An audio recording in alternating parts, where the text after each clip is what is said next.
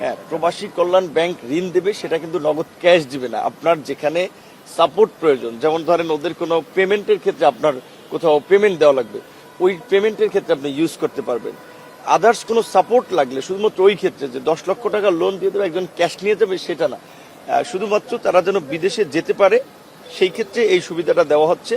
অন্য কাজে এই টাকাটা কিন্তু খরচও করতে পারবে না। আর এখানে যেহেতু সাধারণ ব্যাংকগুলো লোন দেওয়ার ক্ষেত্রে একটা ব্যাংক গ্যারান্টি কিংবা অনেক ধরনের জটিলতা আছে, আর আমরা মূলত আমাদের স্টুডেন্ট যারা যায় তারা কিন্তু বিভিন্ন দেশে পড়াশোনা করার উদ্দেশ্যে গেলেও ওই সমস্ত দেশে শেষ পর্যন্ত একটা কর্মসংস্থানের সাথেই যুক্ত হয়ে যায়। তো সেই ক্ষেত্রে আমরা অনেকভাবে লাভবান হচ্ছি। একটা হচ্ছে আমাদের দেশের একটা শিক্ষিত জনগোষ্ঠী ওইখানে কর্মসংস্থানে যুক্ত হচ্ছে, আমরা রেমিটেন্স পাচ্ছি, যেই কারণে আমরা ওই গ্যারান্টি ছাড়া এই 10 লক্ষ টাকা ঋণের একটা বা ব্যাংক সলভেন্সি সাপোর্টের একটা সিদ্ধান্ত সরকার পক্ষ থেকে নিয়েছে।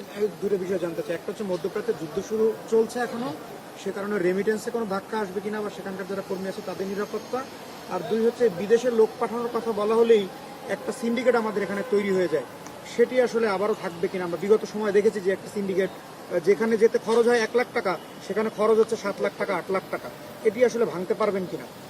যুদ্ধের ফলে আমাদের শ্রম বাজার কিংবা রেমিটেন্সের উপরে খুব বেশি প্রভাব পড়বে না, হয়তো সাময়িক কিছুটা হতে পারে, বরঞ্চ যুদ্ধ স্টপ হলেও এগুলো পুনর্গঠনে তাদের যে ম্যান পাওয়ার লোকবল লাগবে, সেক্ষেত্রে আমি মনে করি বাংলাদেশে একটা সম্ভাবনা তৈরি হবে যে ওই সমস্ত দেশের শ্রমবাজারে নতুন করে এন্ট্রি নেওয়ার ক্ষেত্রে।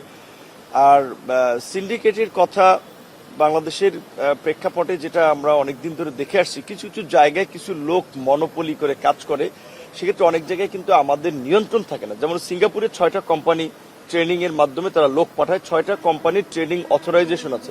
এটি কিন্তু সিঙ্গাপুর সরকার তাদেরকে অথরাইজ করেছে। এখন তারা গলা কাটা পয়সা নিচ্ছে 14 লাখ 15 লাখ 16 লাখ টাকা, ওইখানে কিন্তু সিঙ্গাপুর সরকার অথরাইজ করায় আমরা কিন্তু কিছু করতে পারছি না। তবে আমরা জনগণকে একটু স্বস্তি দেওয়ার জন্য কিংবা এই সিন্ডিকেটটা ভাঙার জন্য আমরা সরকারি চ্যানেলে চিঠি দেওয়া, দেখা সাক্ষাৎ করা, নোট ভার্বাল দেওয়া, এর মাধ্যমে এই সমস্ত সিন্ডিকেটগুলো ভাঙার একটা চেষ্টা করছে। এবং ওই যে এই জন্যই অভিবাসন ব্যয়টা নির্ধারণ করে দিচ্ছে যে সরকার যখন নির্ধারণ করে দেবে সিঙ্গাপুরে যাওয়ার ক্ষেত্রে, সে ফর এক্সাম্পল আপনার 2 থেকে 3 লাখ টাকা আপনার মধ্যে ব্যয় নিষ্পত্তি করতে হবে, তখন তো আপনি চাইলেও বেশি ব্যয় নিতে পারবেন না। আর মালয়েশিয়া নিয়ে দীর্ঘদিন ধরে একটা অভিযোগ ছিল, এটার বাস্তবতা হচ্ছে যে এটা আমাদের দেশের যেমন কিছু লোকের একটা ইনভলভমেন্ট আছে, ওখানকারও কিন্তু কিছু লোকের একটা ইনভলভমেন্ট আছে। অন্তর্বর্তীকালীন সরকারও চেষ্টা করেছিল, তারা কিন্তু ওপেন করতে পারে নাই। তো আমাদের এখনকার যেহেতু মধ্যপ্রাচ্যের শ্রমিক যাওয়া কিছুটা স্টপ আছে, তো সেই ক্ষেত্রে মালয়েশিয়া সহ যেখানে আমরা আপনার একটু শর্ত শিথিল করে কিংবা যে কোনো প্রক্রিয়া ওপেন করা যায়, সেই বিষয়টাতে কিন্তু আমাদের গুরুত্ব দিতে হচ্ছে।